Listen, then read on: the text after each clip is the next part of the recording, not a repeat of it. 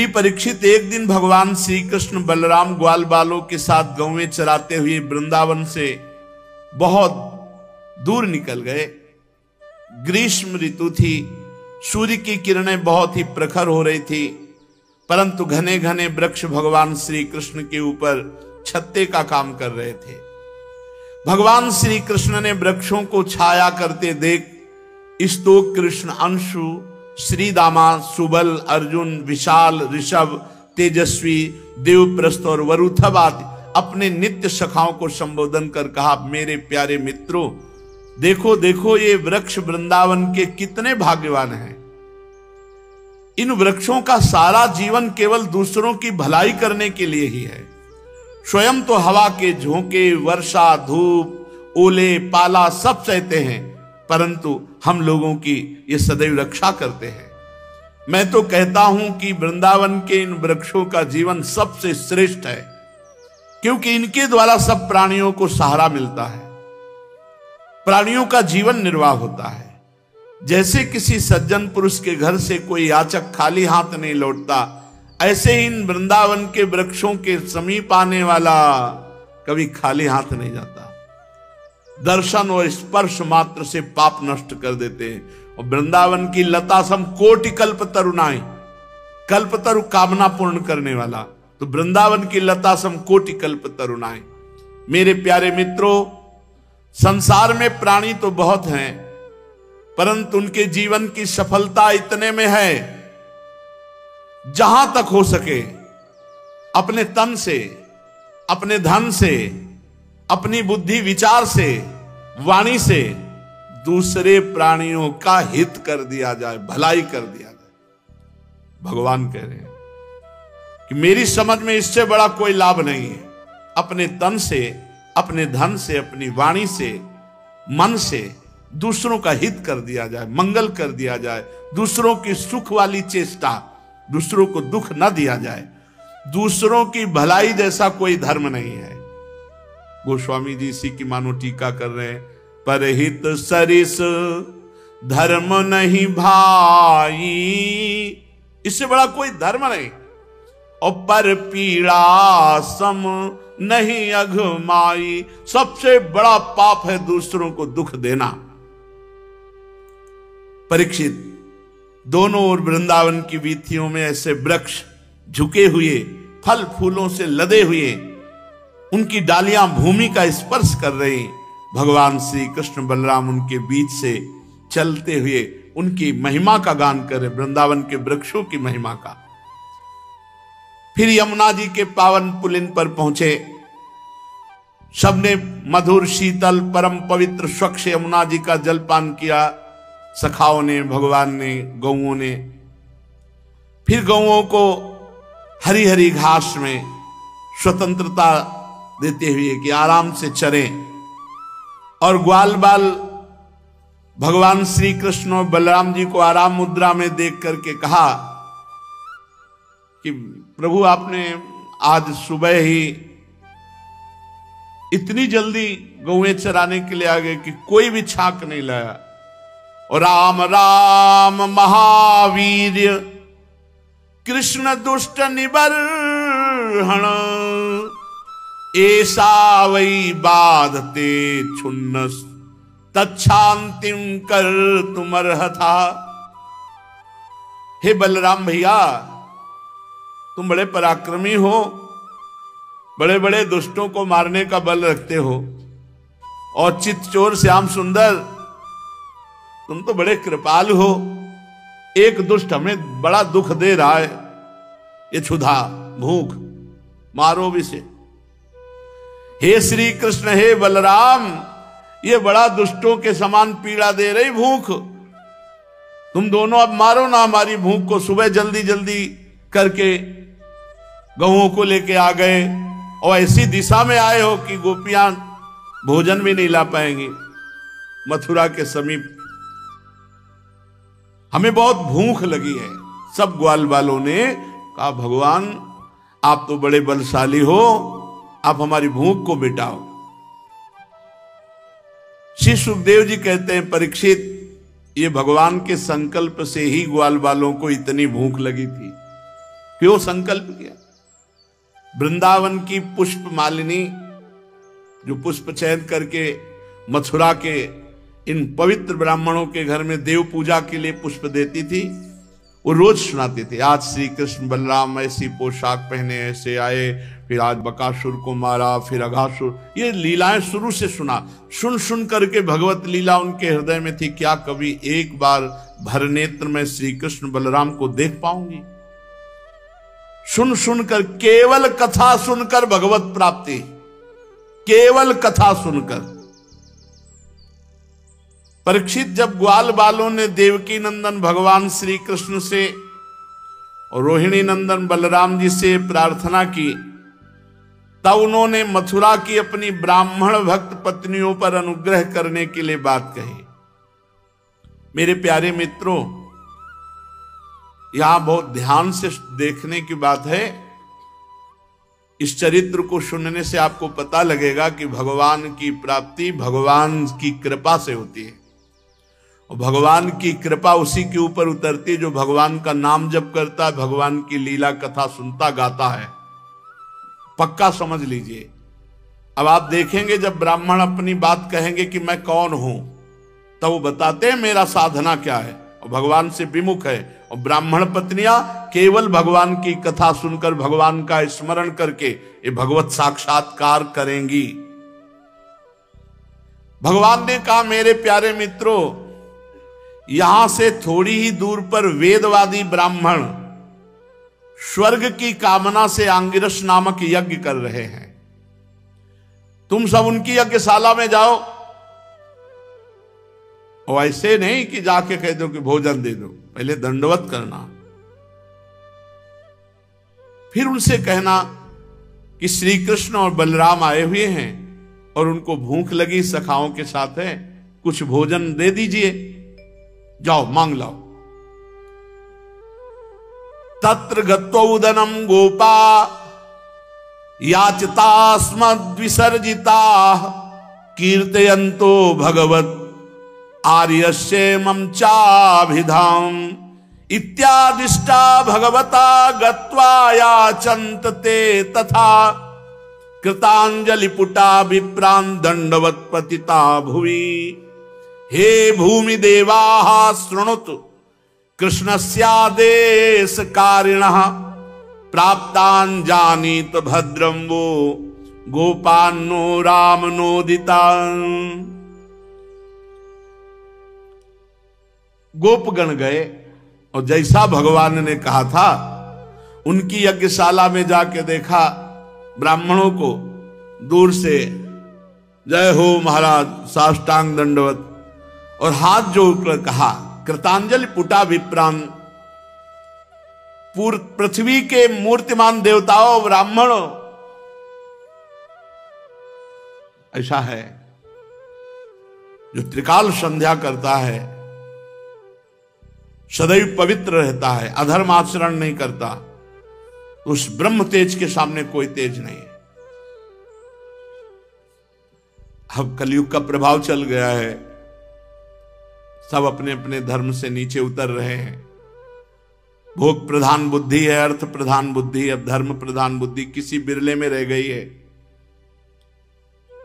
त्रिकाल संध्या करता हो, सत्यवादी हो, धर्म से चलता हो, किसी का प्रतिग्रह व्यर्थ प्रतिग्रह न लेता हो, अपने अनुष्ठान के अनुसार ही लेता हो सत्य प्रतिग्रह, और यज्ञोपवीत लेके ऐसे बोल दे अगर तत्काल लागू ना हो जाए तो बताना। तत्काल, ये हम अनुभव की बात कहते हैं। पर ब्रह्म तेज नष्ट, अगर एक बूंद शराब जवान में चली गई तो ब्रह्म तेज नष्ट हो गया। एक आहार, एक ग्रास अभक्ष्य पदार्थ चल तो ब्रह्म तेज नष्ट हो जाएगा। ब्रह्म तेज संपन्न बड़े बड़े चक्रवर्ती सम्राट कांपते थे, फटे कपड़े पहने हैं, छड़ी हाथ में और वेद बगल में लिए हुए हैं, देख करके बड़े बड़े चक्रवर्ती सम्राट खड़े हो जाते थे। पर समझ कलिकाल है, धर्म का त्याग होता चला जा रहा है। दैवाधीनम जगत सर्वे मंत्राधीनम देवता ते मंत्रा ब्राह्मणाधीनम तस्मात् ब्राह्मण देवता। दैव के अधीन समस्त चराचर जगत है, देवताओं के अधीन, देवता मंत्र के अधीन है, मंत्र ब्राह्मणों के, वो सिद्ध मंत्रवेत्ता। अब जब अपनी धरा पर नहीं तो फिर सब बिगड़ जाता है। भगवान के नित्य सखा भगवान के स्वरूप है। क्या कह रहे हैं? हे पृथ्वी के मूर्तिमान देवता ब्राह्मणों, आपसे निवेदन है कि हम ब्रज के ग्वाले हैं। भगवान श्री कृष्ण और बलराम जी की आज्ञा से हम आपके पास आए हैं, आप हमारी बात सुन लीजिए। भगवान बलराम और श्री कृष्ण गौवें चराते हुए यहां थोड़ी ही दूर पर हैं। उनको भूख लगी है। यज्ञ भोक्ता भगवान स्वयं मंगा रहे हैं, लेकिन भगवान की भक्ति रहित होने के कारण इनका सब कुछ व्यर्थ है। वे चाहते हैं कि आप लोग थोड़ा सा भोजन दे दीजिए। ब्राह्मणों, आप धर्म का मर्म जानने वाले हैं। क्या धर्म है? अगर यज्ञ हो रही है और कोई मांगने आया तो खाली नहीं जाने देना चाहिए। ये यज्ञ का धर्म है। जैसे महाराज बलि की यज्ञ में भगवान वामन गए तो वहीं से यज्ञ रुक के पहले ही मांगने वाले की पूर्ति। जैसे जन्मेजय सर्वपृष्टि यज्ञ करें, आस्तिक मुनि गए तो उसी आहुति की तो बंद हो गई यज्ञ और देना पड़ा। यज्ञ में का धर्म का मर्म है कि अगर कोई भी भिक्षुक आता है तो पहले उसको संतुष्ट करो, तभी यज्ञ पूरी मानी जाएगी। तो यज्ञ के धर्म का मर्म जानने वाले आप हमको कुछ भोजन दे दीजिए, हम भोजन मांगने आए। और कहा कि जिस यज्ञ में पशु बलि होती है उस यज्ञ में नहीं मांगा जाता भोजन, और श्रोत्रामणि यज्ञ में, क्योंकि उसमें या भक्ष पदार्थ तो वो नहीं, ये अलग क्षेत्र है। पर आप तो आंगिरस गोत्री और आप परम पावन यज्ञ कर रहे हैं, इसलिए पवित्र यज्ञ है, इसलिए भगवान श्री कृष्ण ने भोजन मांगा है। इन दो यज्ञों के सिवा किसी भी यज्ञ में पाया जा सकता है, श्रोत्रामणि यज्ञ और जिस यज्ञ में पशुओं की बलि दी जाती है, ऐसी यज्ञ उनको छोड़ करके और हाथ जोड़े खड़े रहे। उन्होंने देखा भी नहीं, क्योंकि उनकी दृष्टि अपने कर्म पर है, यज्ञ पर, इसके बल से स्वर्ग जाने की लालसा है।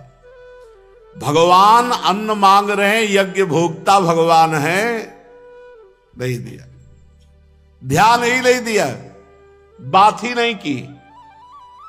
क्योंकि सही पूछो तो तुच्छ फलों की चाह रखने वाले यज्ञ से स्वर्ग आदि की, ये ज्ञान की दृष्टि में अभी बालक हैं। ये सुखदेव जी कह रहे हैं। ये है तो तपस्वी वेदज्ञ, लेकिन ज्ञान की दृष्टि में बालक हैं और अपने को मानते हैं बड़ा ज्ञानी। अरे परीक्षित, देश काल अनेक प्रकार की सामग्रियां, भिन्न भिन्न कर्मों में विनियुक्त मंत्र, अनुष्ठान की पद्धति, ऋत्वज, ब्रह्मादि यज्ञ कराने वाले, अग्नि देवता, यजमान, यज्ञ धर्म, इन सब का एक उद्देश्य होता है कि यज्ञ पूर्ति का मतलब है भगवान प्रसन्न हो जाए, और स्वयं भगवान मांग रहे हैं। इन ब्राह्मणों ने ध्यान नहीं दिया। इंद्रियातीत पर ब्रह्म परमात्मा पूर्ण काम ग्वाल बालों के द्वारा भोजन मांग रहे, परंतु इन मूर्खों ने, श्री सुखदेव जी कह रहे, अपने को शरीर ही माने बैठे हैं और भगवान को एक साधारण मान करके उनकी अवहेलना कर दी, आज्ञा का पालन नहीं किया। जब ब्राह्मणों ने ना हा कहा ना कुछ नहीं कहा, देखा भी नहीं, ध्यान ही नहीं दिया। अब ग्वाल बाल थोड़ी देर खड़े रहे, बड़े लज्जित होकर निराश होकर के आए और कहा प्रभु से कहां भेज दिया था, वहां बात तो की नहीं, भोजन की तो बात जाने दो। भगवान ये बात सुनकर हंसने लगे। सारे जगत के स्वामी भगवान श्री कृष्ण हंसने लगे और जो कहा वो ध्यान से सुन लो। कहा, ग्वाल वालों, संसार में असफलता तो बार बार होती है, उससे निराश नहीं होना चाहिए, सफलता के लिए प्रयास करना चाहिए, तो सफलता निश्चित मिलेगी। ये भगवान के वचन है कि असफलता संसार में मिलती है, पर असफलता होने पर निराश होकर ना बैठ जाए, बार बार प्रयत्न करने पर सफलता मिलती है, निश्चित मिलती है। तो क्या कहना चाहते हो मेरे प्यारे सखाओ, एक बार और जाओ। ओ प्रभु वहां नहीं जाएंगे दोबारा, उन्होंने ध्यान में नहीं, क्योंकि वो बिल्कुल निष्ठुर है, बोले वहां नहीं भेज रहे। तो उनकी पत्नियों के पास जाओ और उनसे कहो जाके कि कृष्ण और बलराम आए हैं, तुम जितना चाहोगे उतना भोजन दे देंगे, क्योंकि मेरा परिचय उन है, वो मुझसे प्रेम करती है, उनका मन सदा सर्वदा मेरे में लगा रहता है। ग्वाल बाल आज्ञा पाकर गए, पर शंका में है कि जिनके पति ऐसे निष्ठुर हैं तो पत्नीशाला में जाने पर पता नहीं कैसा होगा। और भगवान ने कहा चलो एक बार देखते। भगवान कह रहे हमारा परिचय है, क्योंकि रोज वो कथा सुनती रहती थी। ग्वाल बाल पत्नीशाला में गए तो वहां परम तेजस्वी ब्राह्मण पत्नियां जाके साष्टांग दंडवत प्रणाम किया, नम्रता से कहा, हे विप्र पत्नियों, हम आपको प्रणाम करते हैं। यहीं पास पर श्री कृष्ण बलराम आए हैं, उन्होंने आपको सूचना दी कि आप उनको भूख लगी, भोजन। परीक्षित ये बात सुनते ही वो तो भगवान की मनोहर लीलाएं सुनती रहती थी। श्रुत्वाच्युतमुपायातम नित्यम तद्दर्शनोत्सुकाः तत्कथा क्षिप्त मनसो बभूर्जात संभ्रमाः चतुर्विधम बहुगुण मन्नमादाय भाजनैः अविशस्त्रु प्रियम सर्वाः समुद्रमिव निमग्नगाः। वो तो रोज भगवान की चर्चा सुनती थी और रोज इच्छा करती थी, हे प्रभु कब ऐसा होगा कि मैं आपका दर्शन पाऊं।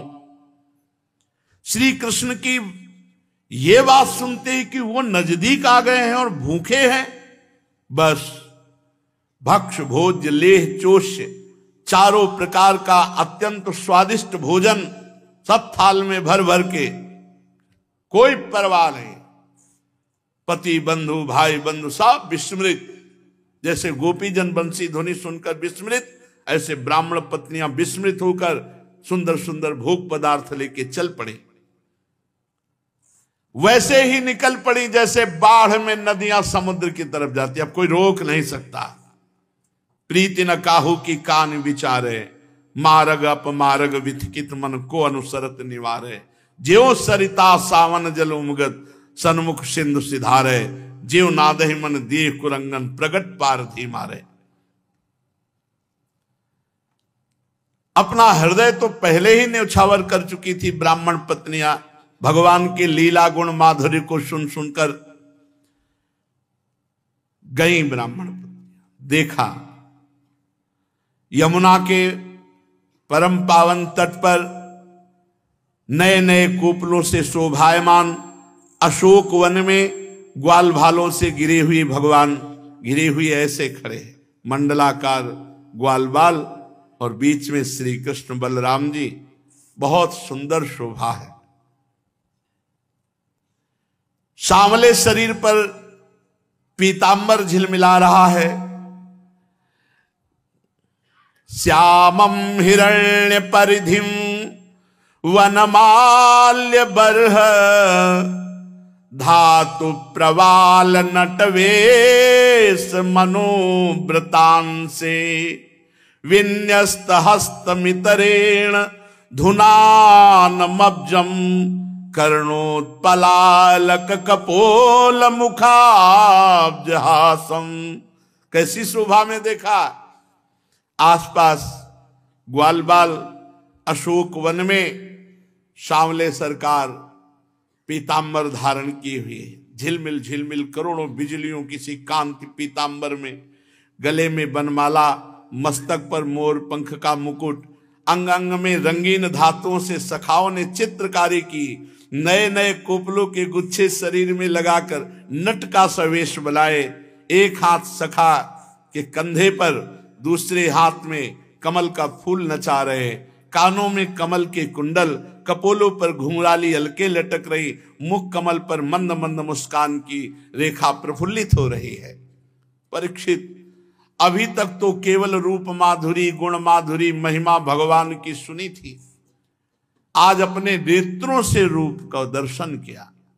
प्रायः श्रुत प्रियतमोदय कर्ण पूरैर यस्मिन्निमग्न मनसस्तमथाक्षिरन्ध्रै अंतः प्रवेश सुचिरम परिरभ्यतापम प्राज्ञम यथाभिमतयो विजहुर्नरेन्द्र। अभी तक तो केवल सुना था, आज जे ही देखा तो आलिंगन की इच्छा हुई, नेत्र बंद कर लिए। जो रूप देखा नेत्रों के द्वार से हृदय में ले जाकर आलिंगन किया। बहुत देर तक समाधिस्थ रही ब्राह्मण पत्नियां। जागृत, स्वप्न, सुषुप्ति तीनों अवस्थाओं से परे, मैं मेरा इन दोनों भावों से परे, ये त्रिगुणातीत स्थिति मम दर्शन फल परम अनुपा, जीव पाव निज सहज स्वरूपा। जन्म जन्म की जलन मिट गई भगवान के दर्शन से। कितना उस जीव का परम सौभाग्य कि संसार चक्र का अंत और भगवत साक्षात्कार। तास तथा स्थिति देखो क्या आ गई। त्यक्त सर्वासा, समस्त आशाएं उसी समय नष्ट हो गई। कोई कामना नहीं, कोई आशा नहीं। गोपियों के हृदय में जैसे भगवान के चीरहरण लीला के बाद वो देहातीत स्थिति, अब कोई कामना नहीं। ब्राह्मण पत्नियों के हृदय में भगवत दर्शन करते हुए तास तथा त्यक्त सर्वाशा, समस्त आशाओं का त्याग हो गया। केवल भगवान के चरणों को धो रहा है, यही स्थिति। त्यक्त सर्वाशा, अब कछुनाथ न चाहिए। ये भगवत दर्शन। प्राप्ता आत्मदिदृक्षया, उनको आत्मदर्शन हो गया, आत्मबोध हो गया, आत्मदृष्टि जागृत हो गई। आहा, विज्ञायाखिल दृग्दृष्टा प्राह प्रहसितानना। अद्भुत प्रसन्नता मुख से फूट रहे, आंख मूंदे हुए भगवान का आलिंगन करते हुए आत्मस्वरूप में स्थित।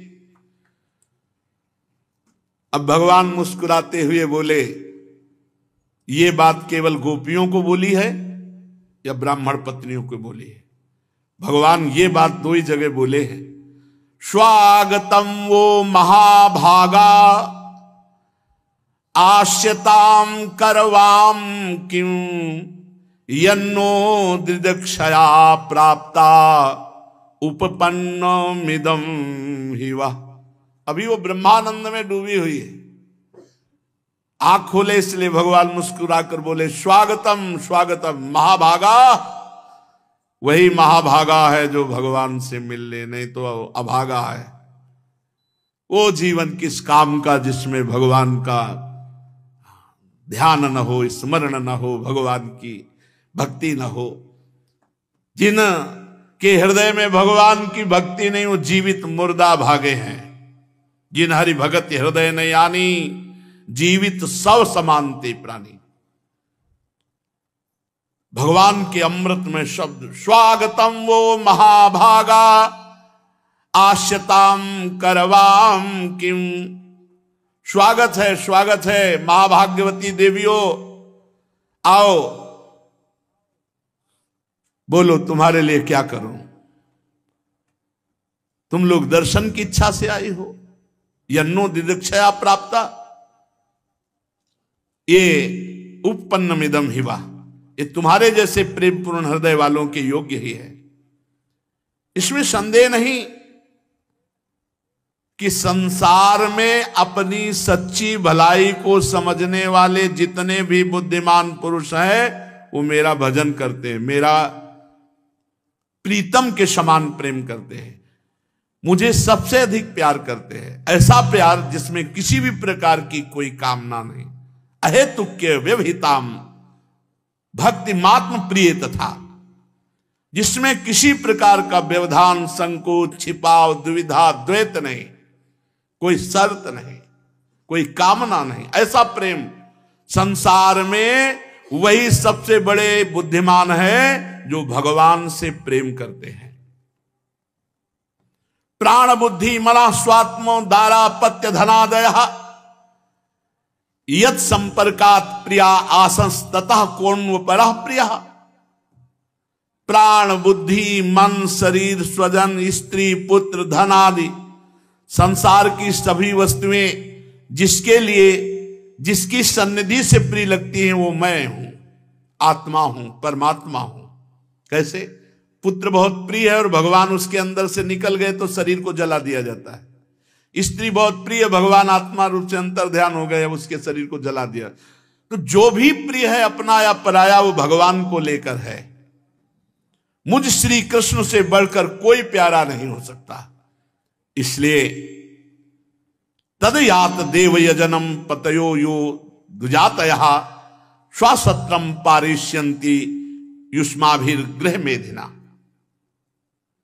मैं अभी आपके द्वारा लाया हुआ भोग पाता हूं और तुम सब मेरा दर्शन कर चुके। जाओ, क्योंकि तुम्हारे पति यज्ञ कर रहे हैं, बिना पत्नी के यज्ञ पूर्ण नहीं होती, इसलिए तुम जाकर के अपने पतियों की यज्ञ को पूर्ण करो। ब्राह्मण पत्नियों ने कहा, अंतर्यामी श्याम सुंदर। अंतर्यामी शब्द इसलिए कि सबके हृदय की जानते हो। मैवं विभोर्हति भवान गदितुम न संसं सत्यं कुरुष्व निगमं तव पादमूलम् प्राप्ता वयं तुलसीदाम पदावसृष्टं केसरिनिवोढुमतिलंग समस्त बंधून् गृह्णन्ति नो न पतयः पितरौ सुता वा न भ्रात बंधु सुहृदः कुत एव चान्ये तस्मात् भवत् प्रपदयोः पतितात्मनाम्नो नान्या भवेद् गतिररिन्दं तद्विधेहि। ब्राह्मण पत्नियों ने कहा, अंतर्यामी श्याम सुंदर, आप ये कह रहे हैं कि वापस चली जाओ? ये बात तो निष्ठुरता से पूर्ण है। आपके श्रीमुख से ये बात निकलनी ही नहीं चाहिए कि वापस चली जाओ। हम वेदवादी ब्राह्मण की पत्नियां खूब वेद के विषय में जानती हैं। वेद की श्रुति कहती है एक बार जो भगवान को प्राप्त हो जाता है वो कभी वापस नहीं जाता,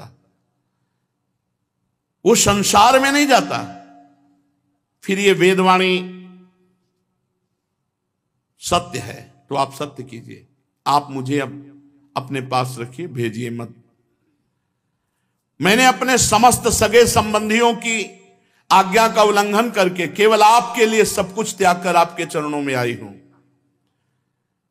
आपके चरणों में गिरी हुई तुलसी माला को अपने केशों में धारण करके मैं परमानंद में डूब जाऊंगी। अब नहीं जाऊंगी। अगर आप कहते हो कि जाओ, मैं जाऊं भी आपकी आज्ञा मानकर,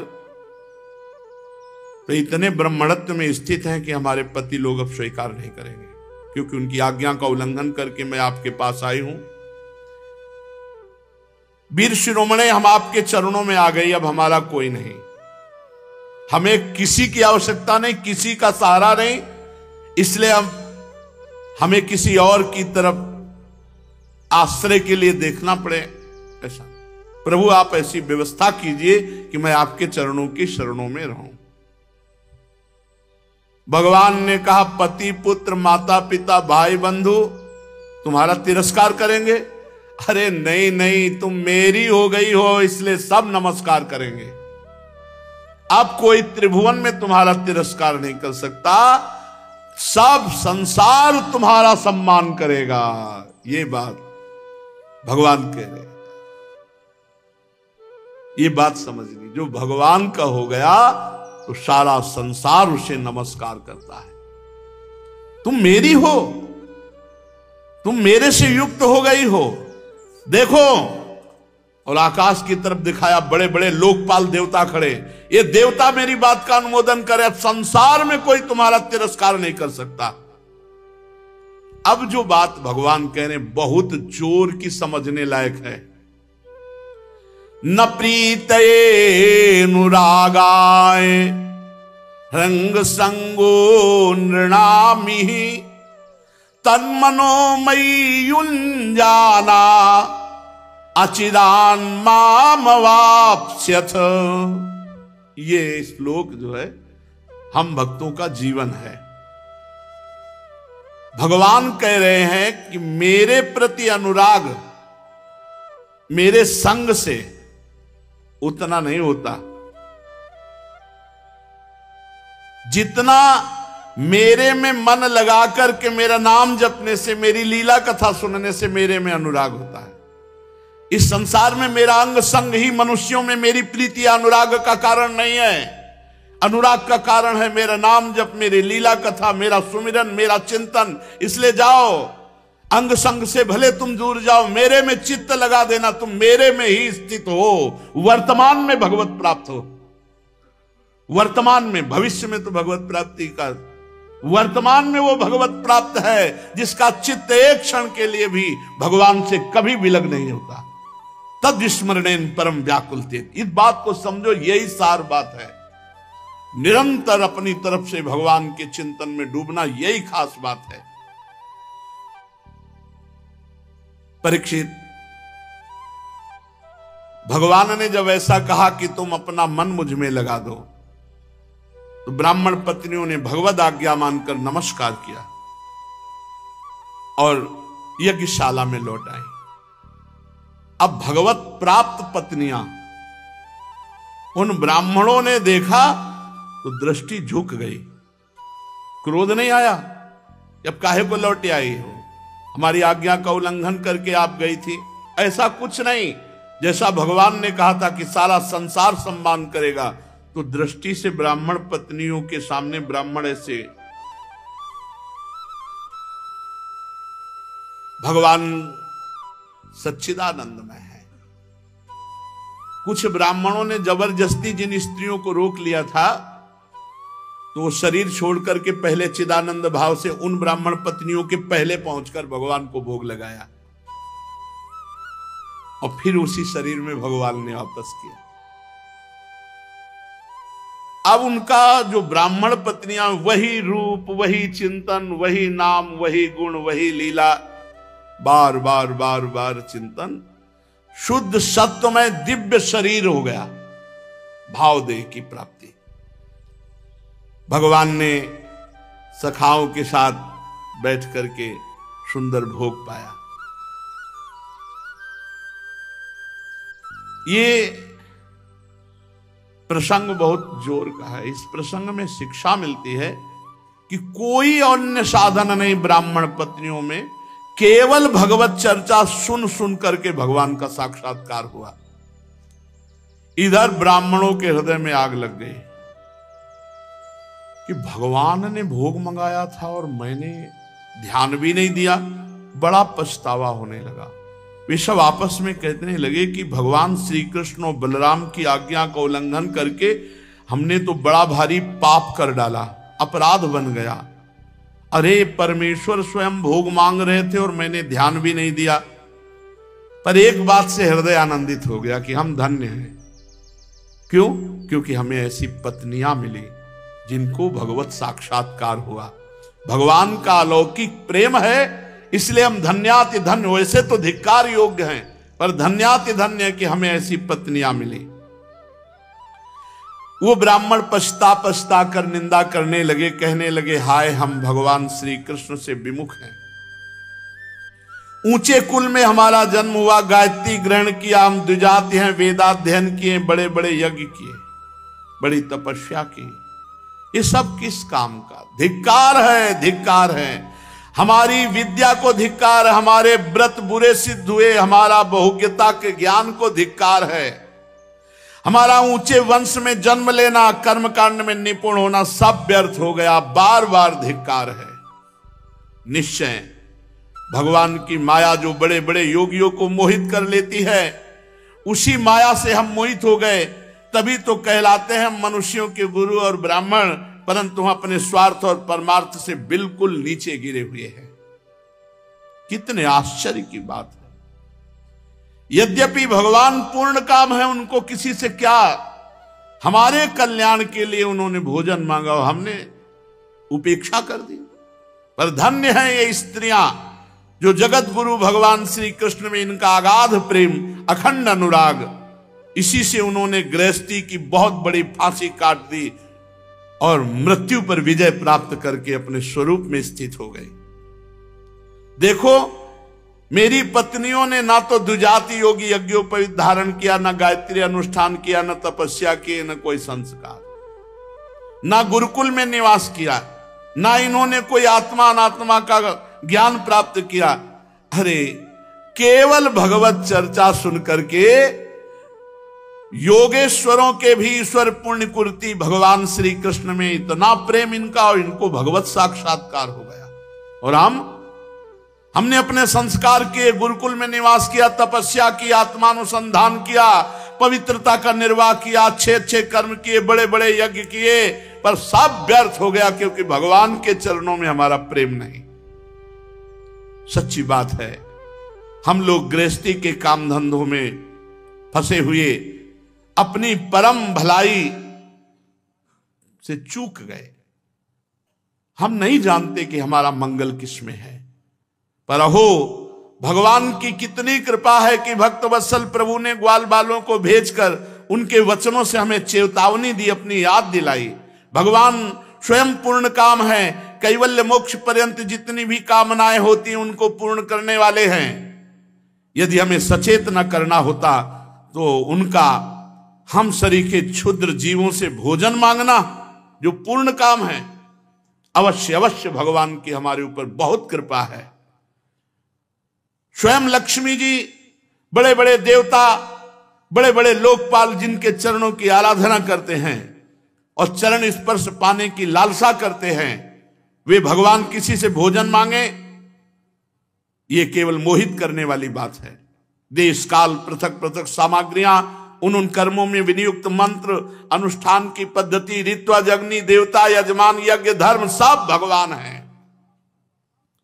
वही भगवान योगेश्वरों के भी ईश्वर भगवान श्री कृष्ण के रूप में यदुवंशियों में अवतीर्ण हुई। ये बात हमने सुन रखी थी, परंतु हमारी बुद्धि मारी गई, हम पहचान न सके और भगवान की अवज्ञा कर दी। फिर भी हम धन्याति धन्य हैं, अहो भाग्य है, क्योंकि हमको ऐसी भक्त पत्नियां प्राप्त हुई।